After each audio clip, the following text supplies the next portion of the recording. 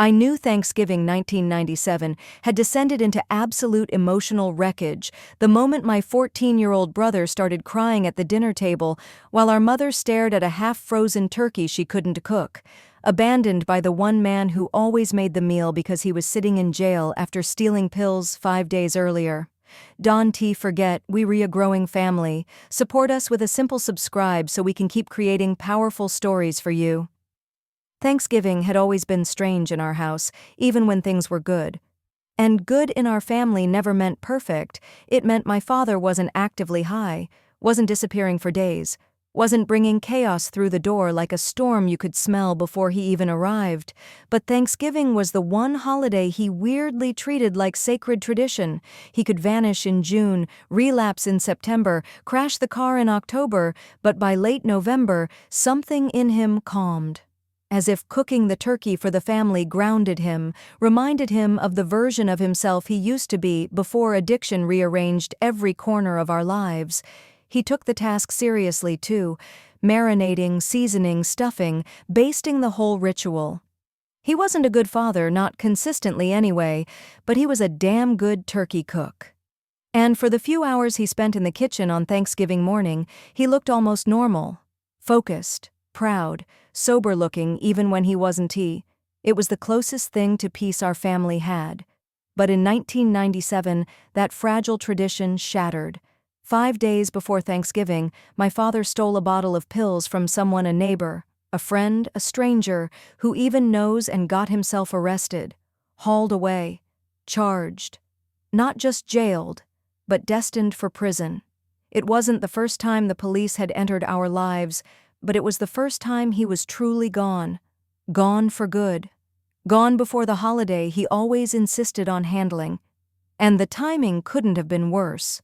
I remember my mother answering the phone that night, her face hollowing as she listened. She didn't scream. She didn't argue. She didn't even cry until after she hung up. When she did cry, it was the soft kind, the kind you can only hear if you're standing close enough to feel the heat of it. She pressed her palms into her eyes like she could push the grief back inside. Then she straightened her spine and exhaled. She had 2 teenagers watching her. She wasn't allowed to collapse.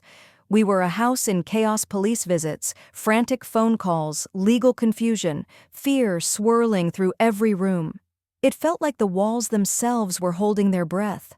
Thanksgiving was only days away, and our mother, exhausted and heartbroken, was still determined to keep some version of normal for us. Not a celebration exactly, just a ritual, something to mark the day so it wouldn't feel like the whole world had crumbled. She called extended family, hoping someone might make the drive, bring sides, help cook, sit at the table with us so the silence wouldn't swallow us whole. But the weather was bad where they lived, snow, storms, icy roads, and the notice was too short. No one could come. No one could bring anything or help her pull things together. It would be the 3 of us, alone, tired, hungry, trying to pretend the house didn't feel emptier than ever. Still, my mother tried. She went to the store on Wednesday, hours after leaving another meeting with a lawyer, and bought the last turkey she could find, the only one left. And it was massive, a monstrous, oversized Thanksgiving bird meant for a family reunion, not a household of 3 people clinging to normalcy by their fingernails. But she took it anyway, because tradition mattered, and it was the last piece of the day that still felt like him without actually needing him there. The problem was the size. It was rock solid, an ice block shaped like a bird. She placed it in the fridge to thaw, but the thing was so big it could have doubled as a weapon. She rotated it, ran cold water over it, pressed her fingers into the packaging to test the give, but the inside remained frozen. There wasn't enough time. There weren't enough days. The turkey stubbornly stayed frozen at its core, just like everything else in our life, cold, immovable, refusing to soften. That Thanksgiving morning she woke up early, determined to salvage things. She preheated the oven, prepared pans, took out the seasoning. She wore the same faded apron she always did, the one with flour stains she could never scrub out. She handled the turkey like she was forcing the holiday to cooperate. When she cut it open, the inside was still icy, not partially frozen, not firm, fully frozen. A solid, uncookable brick. She stared at it for a long moment, not angry, not even surprised, just defeated, like she knew that this was exactly how things would go because nothing that year had gone the way it should. She tried to carve out the frozen cavity. It didn't budge. She tried to warm the inside with water. It stayed solid. She shoved it into the oven anyway, as if sheer determination could override physics. It couldn't. Hours passed. The outside browned too fast. The inside stayed icy. At one point, she tried to pry the legs apart and they refused to move, stiff like they were welded together. Eventually, she gave up. She had to. The turkey was ruined, half-cooked on the outside, frozen on the inside, steaming in some places and frosted in others. It looked like something from a cooking show nightmare challenge. She pulled it out of the oven and just stared. She didn't cry, but her face looked tired in a way that went deeper than exhaustion, like all the weight of the week had settled into her bones. We weren't going to have turkey. Not that year. She didn't have time or money for sides. Lawyers had taken everything: attention, energy, funds. So she had grabbed containers from the grocery deli on her way home from a courthouse meeting that Wednesday. Macchias and cheese in a plastic tub, coleslaw in another. They weren't heated, they weren't seasoned, they weren't transferred into nicer bowls. They sat on the table exactly as they came, cold, bland, pale. I tried to help. I made oven rolls, or tried to, but I burned them, blackened, hard as stones. Smoke filled the kitchen, and my mother waved it away with her hands like she could shoo away the week itself. She had always been the baker in the family. Pies were her pride: pumpkin, pecan, apple golden crusts, perfect spices, buttery texture. She planned to bake them. She wanted to. But between the phone calls and the court meetings and the emotional collapse of our household, she didn't have the time. By the time we remembered dessert, there were no pies left in the store, not one. So she brought home a box pound cake and a can of whipped cream. That was dessert. Cold cuts were dinner. Mac and cheese from a plastic tub. Coleslaw that tasted like nothing. Burned rolls. A ruined turkey sitting on the counter like a symbol of everything that had gone wrong. One mother trying to hold it together. Two teenagers pretending they weren't falling apart. My brother tried to be strong. He really did. He poked at his sandwich. He kept his head down. He didn't say much. But halfway through the meal, his shoulders started shaking. He pressed his lips together tight, trying to swallow it, trying not to break. But he couldn't. And that when he cried. A 14-year-old boy at a Thanksgiving table that looked like a last-minute picnic, grieving a father who'd vanished behind bars and a holiday that had shattered in his absence. My mother's face when she saw him cry, it still hurts to remember. My mother immediately reached across the table, placing her hand over his, her thumb brushing against his knuckles the way she used to when he was little and scared of storms. He wiped his eyes quickly, embarrassed, trying to hide his face behind the sleeve of his shirt. But there was no hiding the crack in him. Not that day. Not after the week we had lived through. Not with the empty chair at the table and the frozen turkey on the counter and the cheap grocery deli side sitting between us like a reminder of everything we had lost. She whispered, "Honey, it is okay?" But her voice wavered too. The words trembling with the weight of everything she wasn't saying about Dad, about court, about the bills piling up, about the fear that had been sitting like a stone in her chest for days. She smoothed his hair back gently, but the moment her hand touched him, he cried harder, letting out a choked sound he tried and failed to muffle. She pulled him into her arms. He leaned against her like he had when he was little. And for a minute, Thanksgiving dinner wasn't a dinner at all. It was just a mother holding her child, both of them grieving in different ways. I sat frozen, unsure whether to join the moment or look away. My eyes drifted to the turkey, the one Dad should be made, the one he'd always made, the one he had somehow managed to get right every year despite every other part of his life falling apart. It sat there half-cooked, half-frozen, like a symbol of him always pretending to be something whole on the outside, while the inside was still cold, broken, unreachable. It was the first Thanksgiving he wasn't there, and the one part he always managed to get right fell apart without him. My mother let out a quiet breath that sounded like a surrender. Not the dramatic kind, just the exhale of someone who finally stops pretending they can carry the whole world. She let my brother go gently, then reached for her napkin and sighed into it, pressing it against her eyes for a moment before she collected herself. She forced a small smile, trying to lighten the air, but the smile didn't hold. "We're okay," she whispered. "We're going to be okay." But even she didn't believe it yet. After dinner, she tried to clean up, but everything felt heavier in her hands. She moved slowly, not from laziness but from emotional weight. Each plastic container scraped against the table. Each piece of silverware clinked against the sink. The burned rolls went into the trash with a hollow thump. The ruined turkey sat there on the counter, until finally she covered it and pushed it aside, not out of frustration, but because she couldn't bear to look at it anymore. I helped her clean as best I could. My brother disappeared to the couch and curled up under a blanket, facing the back cushions like he wanted to shut the world out. The TV was on, but he wasn't watching it. My mother left him alone, knowing some wounds need quiet more than comfort. The house felt silent in a way it hadn't ever been before, not empty, not abandoned, but solemn, like the walls themselves knew we were bruised and were trying not to echo too loudly. Later that night, when the dishes were done and the kitchen was quiet, I found my mother sitting at the table alone. Her hands were folded in front of her, her shoulders rounded, her gaze distant. She wasn't crying, but her eyes were tired in a way that looked permanent. The kind of tired that sits behind your ribs and doesn't leave for months. For a moment, she didn't notice me. Her mind was somewhere far away, probably walking through the courthouse again, or replaying the phone call when they told her about Dad, or wondering how she was going to raise 2 kids without someone to share the burden. Eventually, she blinked and looked at me with a faint, weary smile. "You okay?" she asked, even though she was the one breaking. I nodded. It was the only answer I could give. She reached across the table and squeezed my hand. "We'll make a better one next year," she whispered. I wanted to believe her. I think she wanted to believe herself. But the truth was still raw, heavy, lingering in the room like an unwelcome guest. Dad wasn't coming home. The house was going to be different now. The holidays were going to be different. Now.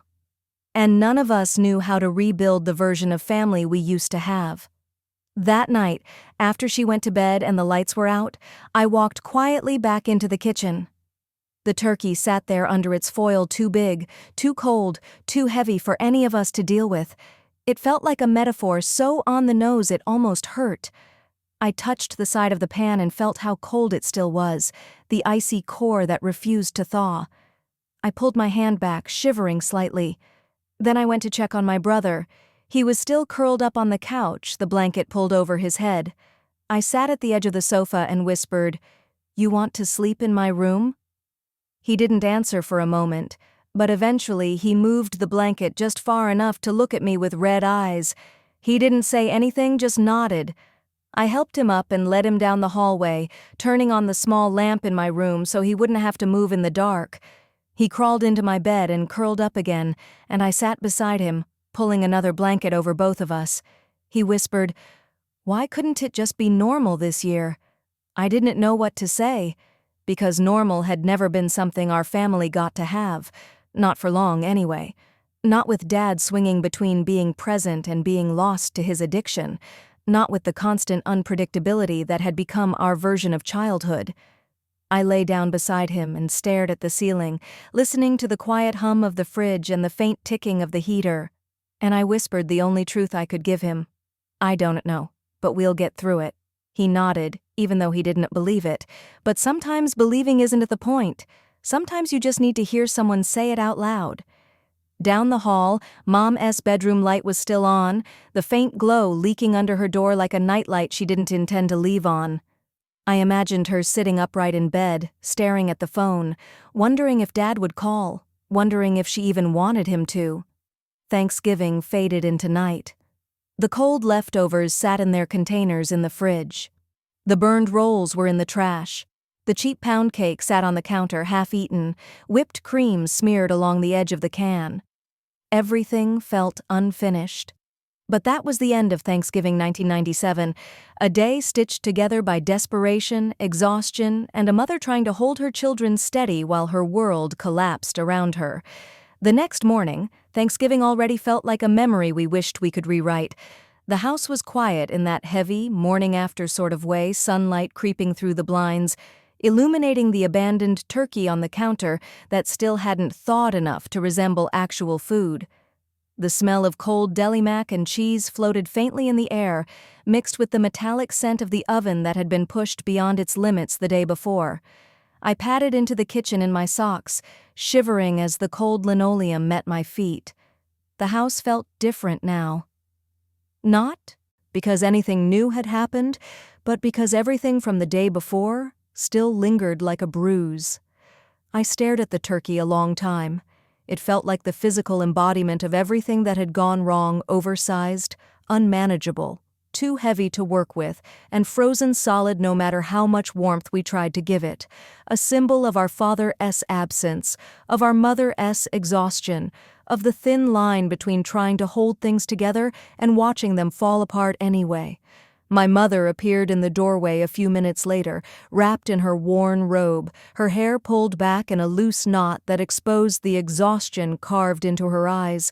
She tried to smile at me, but it came out fragile. "Morning," she said softly.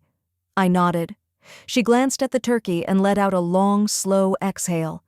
"We re-throwing it out," she decided, her voice steady but quiet. It was the right choice. But it felt like a defeat. She grabbed the pan and carried the entire massive bird out to the garage freezer, where she planned to deal with it later. I heard the metal shelf creak under the weight. For a few seconds, she stood there, her hand resting on the freezer door, her shoulders rising and falling as she breathed through a sadness she didn't want us to see. When she came back inside, she wiped her hands on her robe and tried to redirect her energy. "Let's clean up yesterday," she said. "Start fresh." The three of us spent the morning clearing away the remnants of the failed feast. My brother was quieter than usual, his movements sluggish, like he was carrying something heavy inside him. He avoided looking at the table where he had cried the night before. He avoided looking at the stove. He avoided looking at our mother, as if afraid that seeing her sadness would make his resurface too. He carried the trash bags outside, one by one, his steps slow and heavy. When he came back in, there was dirt on the knees of his pajamas, a sign he had paused outside, crouched down, probably wiping tears he didn't want anyone to see. While we cleaned, I noticed my mother's hands trembling slightly each time she picked up a plate or opened a container. Not dramatically, just enough to betray how hard she was fighting to keep it together. She scrubbed the kitchen counters with more force than necessary, her back stiff, her jaw clenched. Every so often she paused, bracing herself against the edge of the counter like she needed a moment to breathe before continuing. After the dishes were done, the kitchen clean, and the remnants of the holiday erased from sight, she finally sat down in the living room, sinking slowly onto the couch like a woman much older than she was. She leaned her head back against the cushion and closed her eyes. The room was quiet except for the soft ticking of the old wall clock and the occasional creak of the heater. For the first time in days, I think she allowed herself to feel everything at once: fear, grief, anger, loneliness, the crushing weight of being the only adult trying to hold the fragile lives of two kids steady. She didn't cry. Not then. She just breathed deeply, her chest rising and falling in slow, deliberate motions. My brother and I didn't say anything to her, maybe because we didn't know what to say. Maybe because we understood in some instinctive way that words weren't what she needed. She needed stillness, space, a moment where she wasn't required to fix anything or pretend it was okay. Later in the day, the phone rang a harsh sound that sliced through the soft quiet of the house. She answered quickly, stiffening as she listened to whoever was on the other line. Her voice dropped into that low, careful tone she used whenever she spoke to lawyers or police or anyone connected to Dada's situation. My brother and I exchanged glances from the hallway. We didn't know what was being said, but we didn't have to. We knew it wasn't good. Nothing from that week had been good. When she hung up, she rubbed her temples with both hands, her fingers pressing deeply into her skin. She looked so small then, so lost. I moved toward her automatically, and she looked up at me with this tired half-smile that tried to say, "I am okay," even though she clearly wasn't. She reached out and squeezed my hand, her palm warm despite everything. "Thank you for helping yesterday," she said softly. "You did your best. I am proud of you."